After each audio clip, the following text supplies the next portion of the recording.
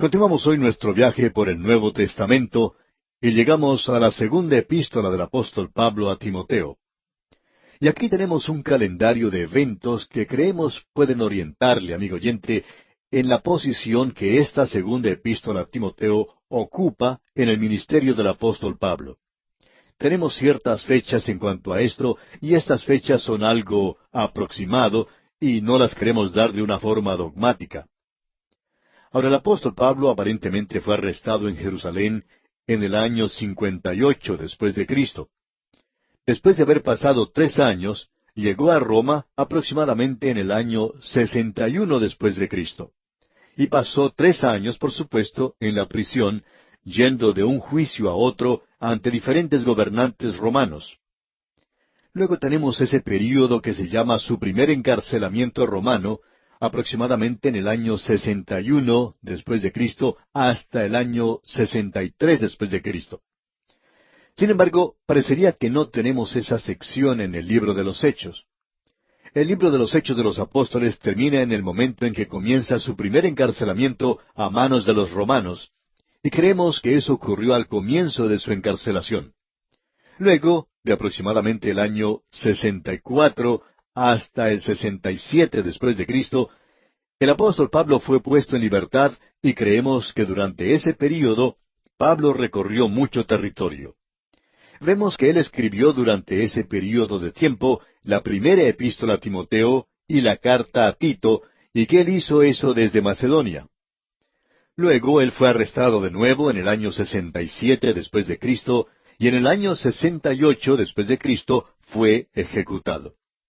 Según una predicción fidedigna, Nerón lo hizo decapitar, pero antes de morir en Roma, escribió la segunda carta a Timoteo. Ahora, la segunda epístola a Timoteo es en realidad una declaración del apóstol Pablo, hecha en su lecho de muerte, digamos. Y una declaración que es pronunciada por una persona en su lecho de muerte, nos parece que tiene una importancia que no se le da a otra de sus declaraciones. Eso es lo que le da mucho significado a esta segunda epístola a Timoteo. Es una comunicación del apóstol Pablo desde su lecho de muerte, digamos. Es su mensaje final. Aquí hay cierta nota de tristeza, creemos, algo que no se nota en otra de sus epístolas. Pero también existe algo de triunfo. Él dice, he peleado la buena batalla, he acabado la carrera. Ese podemos decir que es el epitafio del apóstol Pablo y lo escribió él mismo. Ahora, esta epístola es algo muy personal. Aquí se menciona por nombre a unas 25 o 27 personas, y esto hace del capítulo 4 algo muy interesante. Hace de esta epístola conmovedora algo muy destacado, y queremos escuchar el mensaje del apóstol Pablo de una manera muy atenta. Hay ciertos versículos en esta carta, 2 de ellos, que nos presentan el tema y nos dan el tono de esta epístola en particular. El primero de ellos lo encontramos en el capítulo 2, versículo 15, donde dice, procura con diligencia presentarte a Dios aprobado, como obrero que no tiene de qué avergonzarse, que usa bien la palabra de verdad. Luego el otro se encuentra en el capítulo 4, versículo 2, donde dice, que prediques la palabra, que instes a tiempo y fuera de tiempo, redarguye, reprende, exhorta con toda paciencia y doctrina. Podemos darnos cuenta que estas son palabras muy importantes que se puede leer en esta epístola. Creemos que uno puede enfatizar una palabra en particular sobre las otras, y esta palabra es lealtad. Uno puede encontrar la lealtad en el capítulo 1, la lealtad en el servicio en el capítulo 2, la lealtad en la apostasía en el capítulo 3 hasta el capítulo 4, versículo 5. Y luego, hasta el final del libro, encontramos la fidelidad del Señor para con sus siervos, aun cuando ellos hayan desertado. Sobre esta epístola parece que se mantuviera una nube oscura. Es como esa nube que uno puede apreciar en la distancia. Usted recuerda que Elías envió a su siervo a mirar, y él pudo observar que se acercaba una nube. Así es que él regresó y le dijo a Elías, yo veo una pequeña nube como la palma de la mano de un hombre. Entonces Elías le dijo a su siervo que llevara ese mensaje al rey para que se preparara porque iba a llover. Y amigo oyente, aquí tenemos a un profeta que sí podía pronosticar el tiempo, ya que él dijo que iba a llover y por cierto que se acabó la sequía entonces. Lo que tenemos en esta pequeña segunda epístola a Timoteo es la apostasía, esa nube oscura en el horizonte. Eso se ha desatado como una tormenta sobre el mundo y la iglesia. Ahora, ¿qué es lo que se quiere decir con apostasía? Bueno, en el diccionario se indica que apostatar es negar la fe. Y como ya hemos indicado en la epístola anterior, la apostasía no es algo que se hace por ignorancia, es una herejía. La apostasía es un error que se comete deliberadamente. Es apartarse intencionalmente de la fe. Un apóstata es aquella persona que conoce la verdad del Evangelio y las doctrinas de la fe, pero que las ha repudiado, las ha rechazado. El apóstol Pablo está hablando aquí del resultado final de la predicación del Evangelio. Esto no va a tener como resultado la conversión de la humanidad en su totalidad, ni tampoco servirá de introducción al milenio. Por el contrario, llegará una apostasía que casi hará desaparecer la fe de la tierra. En realidad existen dos separaciones al final de las edades. Una es la partida de la iglesia, que es llamada por el apóstol Pablo el arrebatamiento. Él dice, arrebatados, para recibir al Señor en el aire, allá en 1 Tesalonicenses 4:17. Esa es una separación. Y eso también lleva a la separación de la organización, de la caparazón exterior de la iglesia que permanece aquí abajo. Una separación total de la fe que permite que el Señor Jesucristo pronuncie estas asombrosas palabras. Pero cuando venga el Hijo del Hombre, ¿hallará fe en la tierra? Y eso se presenta de tal manera en el idioma griego que la única respuesta que se puede dar es no. Y seguimos diciendo, Él no la hallará. Esto, por supuesto, no está de acuerdo con el evangelio social que espera transformar al mundo tratando de remendar el sistema social. Estos optimistas vanos no tienen paciencia con estas lúgubres palabras de la segunda epístola a Timoteo. A nosotros nos pueden llamar intelectuales oscurantistas, y cualquier cosa que eso sea, no es algo bueno. Pero aún así, el frío recuento de los hechos de la historia y los sucesos de la hora presente nos demuestran lo acertado de las declaraciones del apóstol Pablo. Nos encontramos ahora en medio de una apostasía que es exactamente lo que el apóstol Pablo había dicho. La iglesia visible ha entrado en la órbita de una apostasía terrible. La iglesia invisible se encuentra todavía aquí y me gustaría que fuera un poquito más visible de lo que es, pero se encuentra en su camino a la epifanía de gloria. Se encuentra en su camino al arrebatamiento hoy. Y ese es un pensamiento que nos da mucho consuelo y ánimo en estos días en los cuales nos toca vivir. Eso es lo que se está predicando hoy, y el apóstol Pablo va a enfatizar la palabra de Dios aquí como no lo hace en ninguna otra de sus epístolas. En realidad, podemos decir que el apóstol Pablo y el apóstol Pedro están de acuerdo aquí. Los dos escribieron su canto del cisne. Eso es lo que son las cartas de la segunda a Timoteo y la segunda epístola universal del apóstol Pedro. Y en esas dos epístolas ellos le dan mucho énfasis a la palabra de Dios y al Evangelio. Debemos decir aquí que la predicación del Evangelio descansa en algo que es realmente tremendo, y es la depravación total del hombre, que el hombre es un pecador perdido. Alguien ha explicado esto de otra manera y nosotros quisiéramos compartirlo con usted, amigo oyente. Escuche lo que alguien ha dicho. Donde la educación piensa que la naturaleza moral del hombre es capaz de mejorar, el cristianismo tradicional piensa que la naturaleza moral del hombre es corrupta y completamente mala. Donde la educación piensa que un agente humano exterior puede ser de ayuda en el mejoramiento moral del hombre, el cristianismo tradicional piensa que ese agente es Dios, y aún así, la naturaleza moral del hombre no se mejora, sino que se cambia por una nueva. Y eso es importante de ver, amigo oyente, ¿no le parece? Por tanto, el hombre se encuentra en tal estado que no se puede salvar por medio de una obediencia perfecta, porque él no puede hacer eso. No puede ser salvo por una obediencia imperfecta, porque Dios no lo acepta. Por tanto, la única solución es el Evangelio de la gracia de Dios que extiende su mano hacia donde estamos nosotros y salva al pecador basado en la muerte y resurrección de Cristo. y eso transforma la vida humana. Hemos visto demasiados ejemplos. Uno puede apreciarlos en todas partes. Hombres y mujeres que han sido transformados por el Evangelio de la gracia de Dios. De modo que opinamos que el tipo de predicación liberal se está dirigiendo en tres direcciones diferentes. El liberalismo está predicando desde el púlpito lo que se conoce como psicología popular, y podríamos identificarlo así: cómo poder vencer, venceremos. También lo podríamos llamar cómo pensar creativamente y cómo pensar afirmativa o positivamente. Eso es psicología popular. Pero eso no nos está llevando a ninguna parte. En segundo lugar, el tipo de predicación liberal está proclamando la ética. Y eso predica un evangelio, bueno, lindo, dulce. Es un sermoncito predicado por un predicadorcito para cristianitos. Y amigo oyente, créanos que el mensaje es algo así. Ellos dicen, lo bueno es mejor que lo malo, porque es mucho más lindo, y le ayuda a que uno no se meta en problemas. Es lo que ya hemos mencionado anteriormente del cuadro que presenta una iglesia común, especialmente en el liberalismo, de que un predicador moderado habla ante un grupo moderado de gente y le surge a que sean más moderados todavía. Y no hay nada más insípido que eso.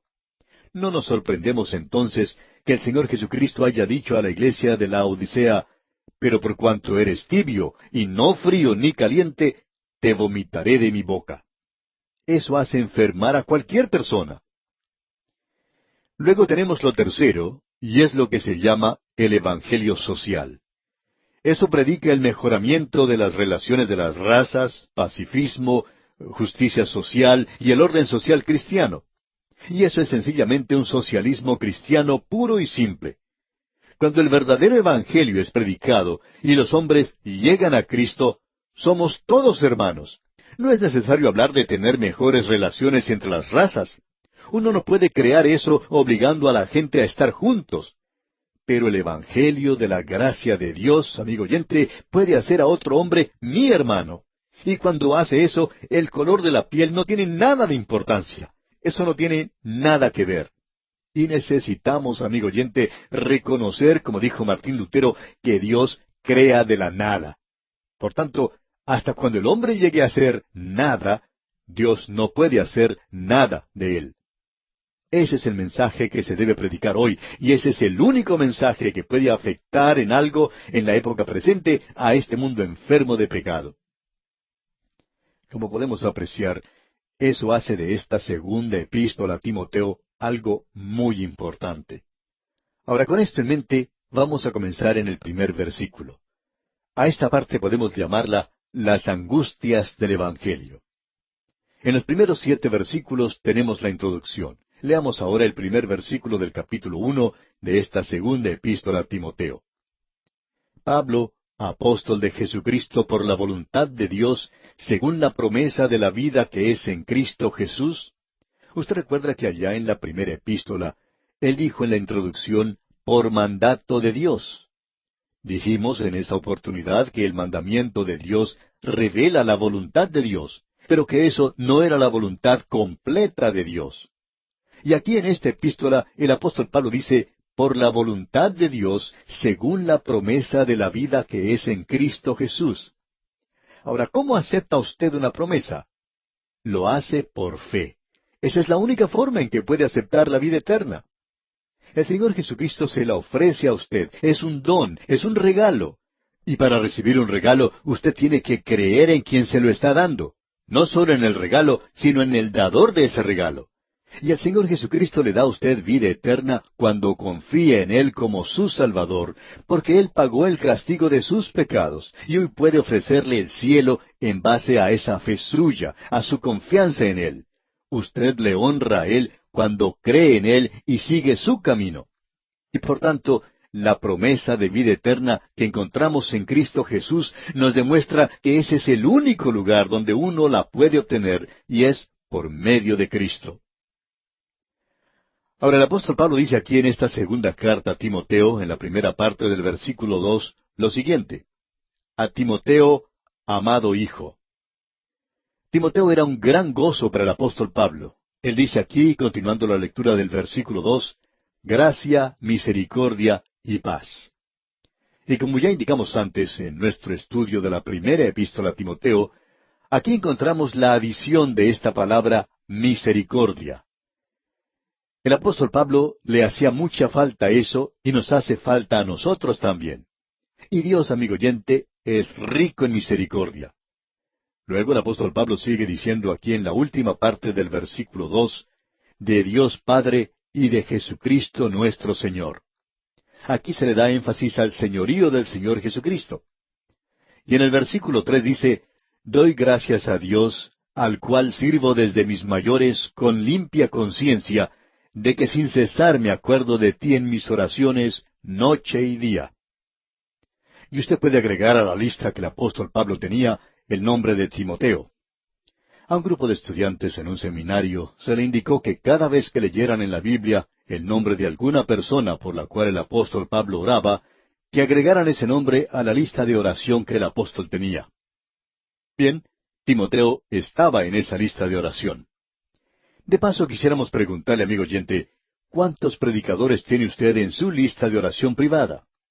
Esperamos que tenga por lo menos a su pastor, y también confiamos en que usted tenga a este pobre predicador en su lista de oración, porque, amigo oyente, lo necesitamos mucho. Ahora, en el versículo 4 de este capítulo 1 de la segunda epístola a Timoteo leemos, deseando verte al acordarme de tus lágrimas para llenarme de gozo. Timoteo amaba al apóstol Pablo. Eso está bien claro. Y el apóstol Pablo amaba también a Timoteo. Eso también es muy evidente. Y ahora el apóstol Pablo ha sido arrestado y se encuentra de nuevo en la cárcel, listo para ser ejecutado. Bueno, esto es algo que afecta realmente a Timoteo. Y el apóstol Pablo dice, al acordarme de tus lágrimas. Pero quiere hacerle saber a Timoteo que si sólo pudiera visitarle, eso le daría mucho gozo a su corazón. ¡Cuán maravilloso es eso, amigo oyente! Luego dice en la primera parte del versículo 5, trayendo a la memoria la fe no fingida que hay en ti. Ahora el apóstol Pablo salió del judaísmo, pero este joven Timoteo fue criado aparentemente en un hogar cristiano, y continúa diciendo el apóstol aquí al final del versículo 5, la cual habitó primero en tu abuela Loida y en tu madre Eunice, y estoy seguro que en ti también. Aparentemente su abuela era creyente, así como también su madre. Y eso tiene mucho que ver con este joven para que él se entregara al Señor Jesucristo. Ahora, en el versículo 6 de este capítulo 1 de la segunda epístola a Timoteo leemos, por lo cual te aconsejo que avives el fuego del don de Dios que está en ti por la imposición de mis manos. El apóstol Pablo había impuesto sus manos sobre Timoteo. ¿Para qué? Para que Timoteo compartiera con él el don de la enseñanza de la palabra de Dios, predicando la palabra de Dios. Y amigo oyente, esto es algo maravilloso de veras. Y Timoteo, como usted debe recordar, tenía una madre y una abuela muy piadosas, creyentes. Su padre era griego, y nosotros no sabemos en realidad si él llegó o no a ser un hijo de Dios. Pero sabemos que Timoteo tenía una madre y una abuela que eran creyentes, y eso tuvo mucho que ver con la decisión que el joven tomó. Y bien, amigo oyente, vamos a detenernos aquí por hoy. En la continuación de este estudio retornaremos a usted en nuestro próximo programa. Como es nuestra costumbre, le sugerimos leer el resto de este primer capítulo de la segunda epístola del apóstol Pablo a Timoteo que estamos estudiando. De esta manera estará usted mejor informado y sacará el mayor provecho posible. Invite también a sus amigos y vecinos a reunirse con usted en su hogar. Así ellos también podrán conocer de estas verdades divinas que les llevará a un feliz encuentro con el Señor Jesucristo. Retornamos hoy, amigo oyente, a nuestro estudio en la segunda epístola del apóstol Pablo a Timoteo, y estamos en el primer capítulo. En nuestro programa anterior leímos hasta el versículo 6, y aunque deseamos avanzar hoy con el versículo 7, quisiéramos volver por un poquito de tiempo a considerar lo que se dice aquí en el versículo 6 en una forma breve, porque tenemos algo en mente en cuanto a esto. El versículo 6, pues, dice, por lo cual te aconsejo que avives el fuego del don de Dios que está en ti por la imposición de mis manos. Ya hemos hablado en cuanto a lo que significa imponer las manos. Esto indica que Timoteo era compañero de trabajo del apóstol Pablo. Y somos de la opinión que el manto del apóstol Pablo, podemos decir, cayó sobre Timoteo. Creemos que esa es la intención de Pablo. Este joven era un amigo muy íntimo de Pablo, y cuando Pablo se encontraba en la cárcel en Roma, dijo, refiriéndose a Timoteo, no he encontrado otro como él.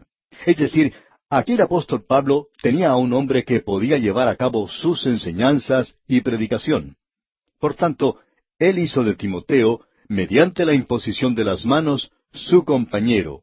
Juntos estamos en esto, estamos unidos en esta predicación. ¿Cómo me gustaría poder imponer mis manos en muchos de ustedes, que son nuestros compañeros en este ministerio, porque creemos que usted, amigo oyente, también puede ser compañero en la predicación de la palabra de Dios. Ahora notemos lo que el apóstol Pablo dice aquí. Por lo cual te aconsejo que avives el fuego del don de Dios que está en ti. Este joven tenía un don y Pablo le dice que trate de avivarlo. ¿Qué le indica eso a usted, amigo oyente? No deseamos reflejar ninguna duda en cuanto a este joven Timoteo, porque creemos que él era una persona maravillosa, pero quizá el apóstol Pablo podría tener alguna duda. Timoteo se encontraba lejos de Pablo, ya que él estaba en Macedonia, y el joven Timoteo se encontraba en Éfeso. Y Éfeso, como usted recordará, era un lugar donde se encontraba el templo erigido a la diosa Diana, uno de los lugares más pecaminosos del mundo romano de esa época. Había muchas atracciones y tentaciones, había muchas cosas que podrían atraer a un joven en la ciudad de Éfeso. Ahora el apóstol Pablo sabía muy bien eso, ya que había pasado 3 años en ese lugar. Y nos preguntamos si quizá Pablo tenía un poquito de temor de que Timoteo pudiera mostrarse algo reticente y no seguir adelante. Y pudiera haber existido ese peligro.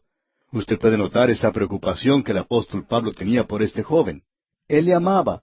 Y cada versículo nos destaca esto. Él lo llamaba amado hijo. Eso es algo hermoso, y eso lo mencionó allá en el versículo 2 de este capítulo 1. Notemos ahora lo que el apóstol Pablo dice aquí en el versículo 7 de este capítulo 1 de la segunda epístola a Timoteo. Porque no nos ha dado Dios espíritu de cobardía, sino de poder, de amor y de dominio propio. Ahora aquí se menciona esta palabra cobardía. Quizá haya personas que tengan mucho temor de viajar en avión. Hay algunos que tienen que viajar por obligación y en realidad no disfrutan nunca del viaje por avión. El temor es algo natural y es algo bueno. Uno puede tener temor o tenerle miedo a un león. No quisiéramos encontrar uno en la calle, por supuesto.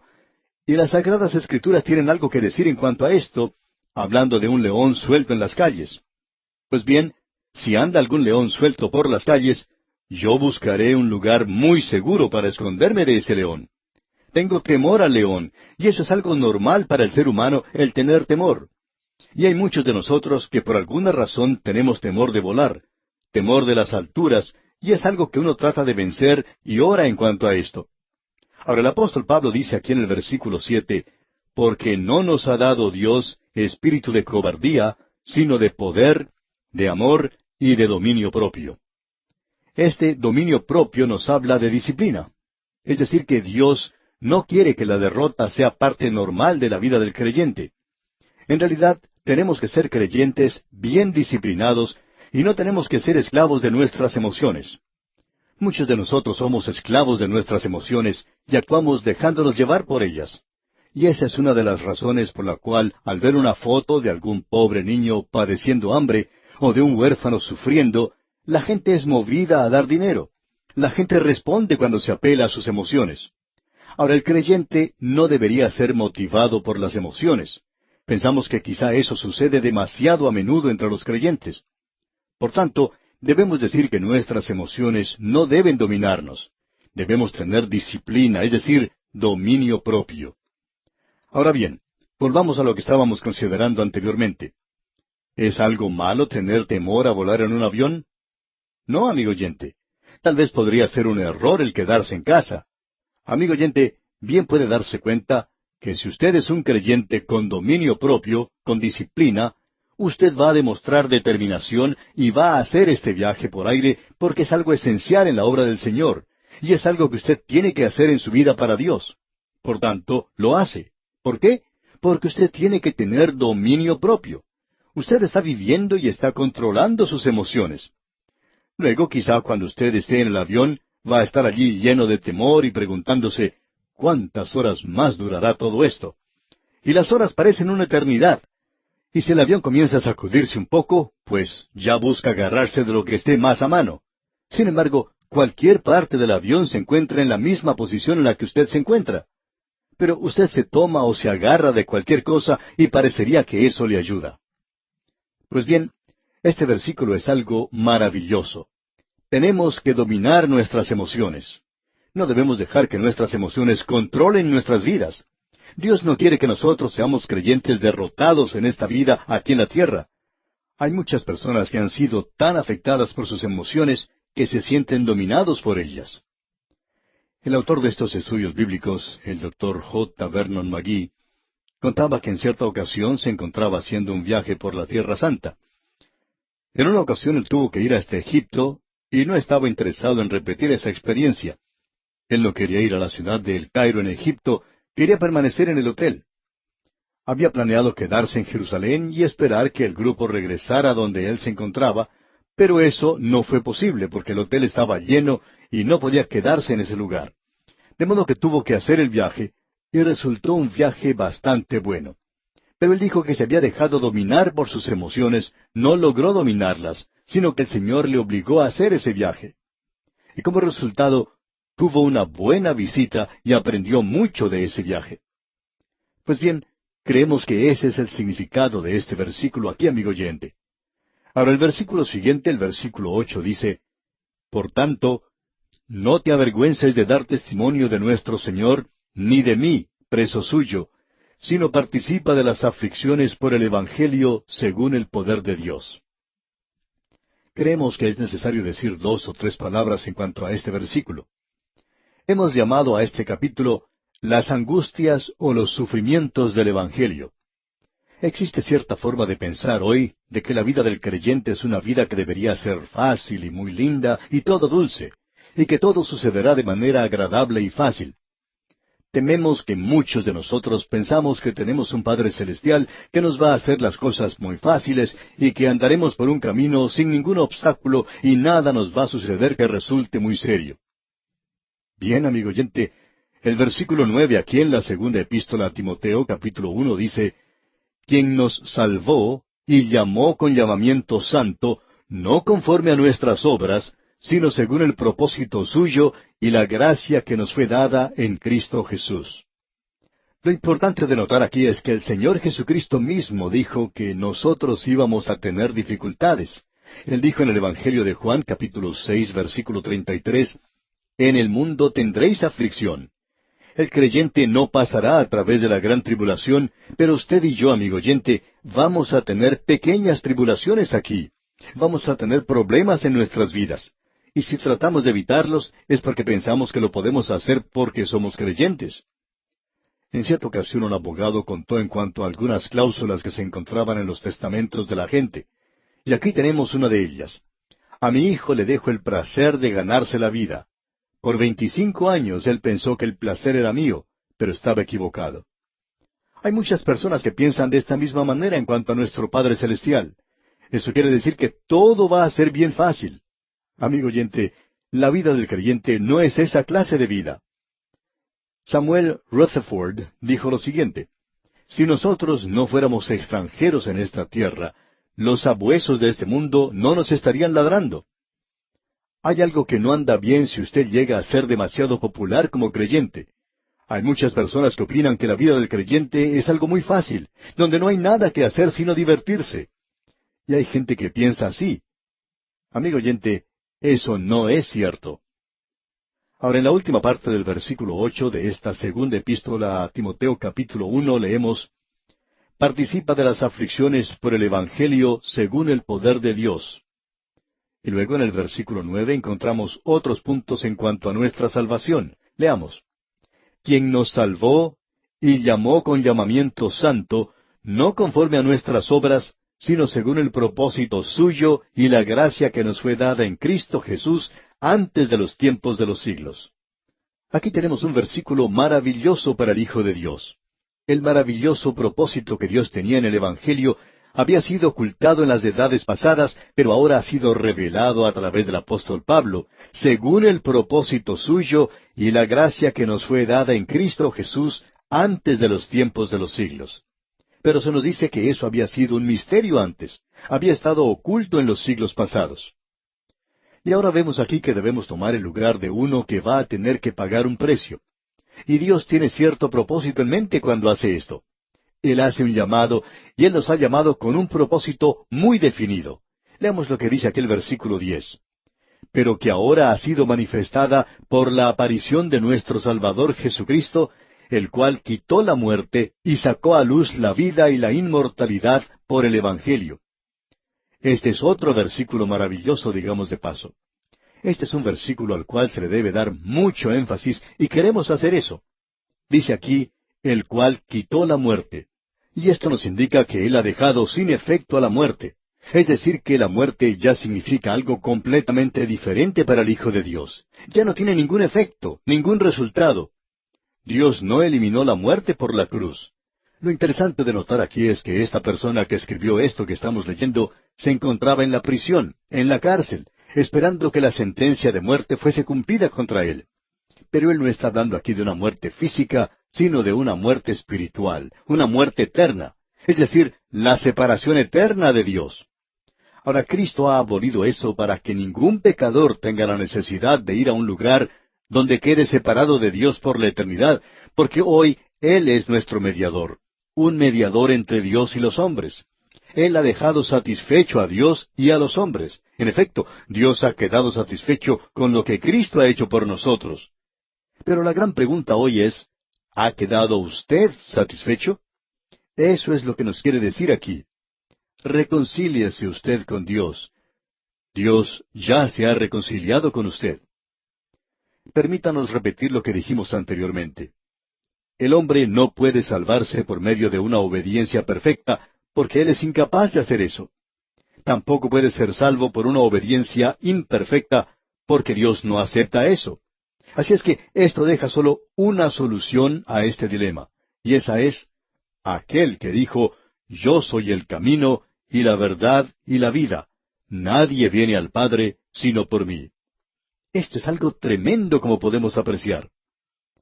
Ahora el versículo 11 de este capítulo 1 de la segunda epístola a Timoteo dice, del cual yo fui constituido predicador, apóstol y maestro de los gentiles.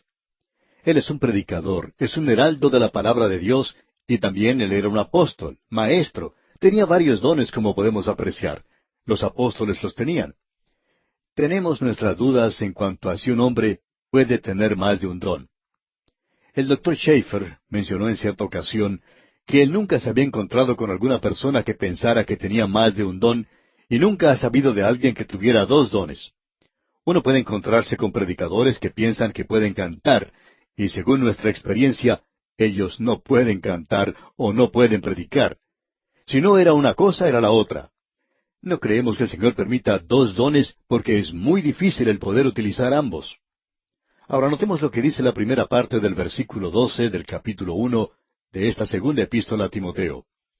Por lo cual, asimismo padezco esto. El apóstol Pablo se encuentra en la cárcel, recordemos eso. Él ha sido condenado a muerte. Pero no me avergüenzo. Y eso es importante de notar de nuestra parte. El apóstol Pablo está diciendo, yo no me avergüenzo. Estas palabras ya habían sido mencionadas por él en su carta a los romanos. No me avergüenzo del Evangelio, dice allí. Y el apóstol Pablo urge a Timoteo a que él tampoco se avergüence, ya que leímos en el versículo 8, por tanto, no te avergüences de dar testimonio de nuestro Señor. Hay algunos creyentes que a veces no quieren ser testigos. Muchos de nosotros tenemos dificultades para hablar en ciertas ocasiones, pero eso no debería ser así. Y luego dice aquí en el versículo 12, por lo cual asimismo padezco esto, pero no me avergüenzo, porque yo sé a quién he creído, y estoy seguro que es poderoso para guardar mi depósito para aquel día. Él ha hecho un depósito conmigo, y eso es lo que hace de él un deudor para con todo el mundo. Usted y yo somos deudores hoy. Escuchamos a algunos creyentes decir, yo pago mis deudas honradamente. usted y yo no hemos pagado nuestras deudas honradamente hasta cuando cada persona en la tierra haya oído el Evangelio. Ahora el apóstol Pablo dice, estoy seguro que es poderoso para guardar. Y este es un gran consuelo para nosotros en el día de hoy, amigo oyente, el estar en sus manos. Luego nos dice en el versículo 13, retén la forma de las sanas palabras que de mí oíste, en la fe y amor que es en Cristo Jesús. Insistimos en que las palabras de las Sagradas Escrituras son inspiradas. Creemos en la inspiración total, completa de la palabra de Dios, y no creemos que ningún otro punto de vista puede ser satisfactorio si no satisface las Escrituras. Vamos a tener la ocasión de hablar de esto más adelante en estas epístolas.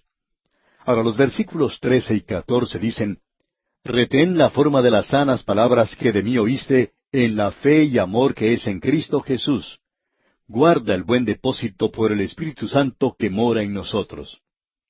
Es importante notar que la vida del creyente se vive solo en el poder del Espíritu Santo, porque de eso el apóstol Pablo habla en el versículo 7 de este mismo capítulo 1 de su segunda epístola a Timoteo, cuando dice, porque no nos ha dado Dios espíritu de cobardía, sino de poder, de amor y de dominio propio.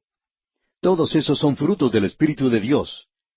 Y ahora en el versículo 15 leemos, ya sabes esto, que me abandonaron todos los que están en Asia, de los cuales son Figelo y Hermógenes.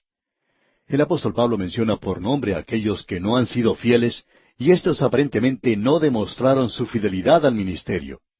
Es interesante notar que al comienzo de la primera epístola, él dice que algunos se habían apartado.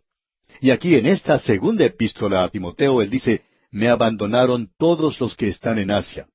Algunos le habían abandonado antes.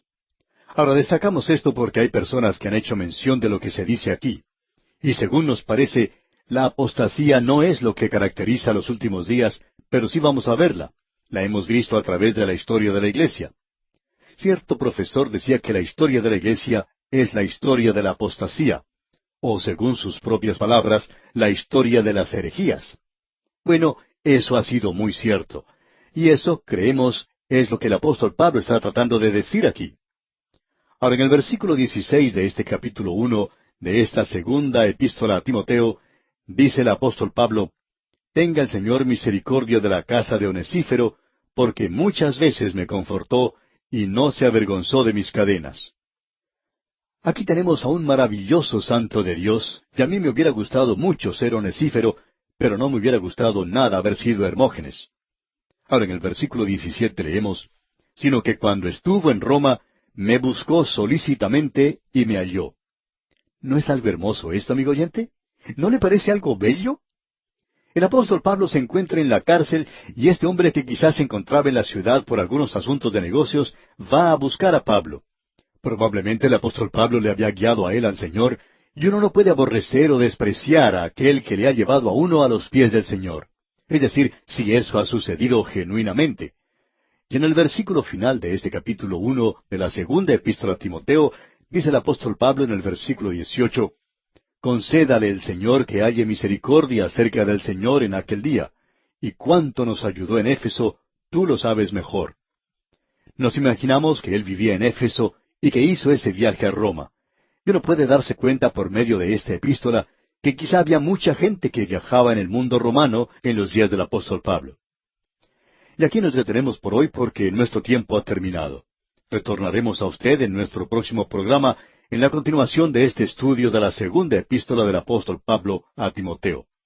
En nuestro próximo estudio consideraremos el capítulo 2 de esta epístola, y como lo hacemos siempre, le sugerimos leer todo el capítulo 2 para estar así mejor preparado y que pueda sacar el mayor provecho posible.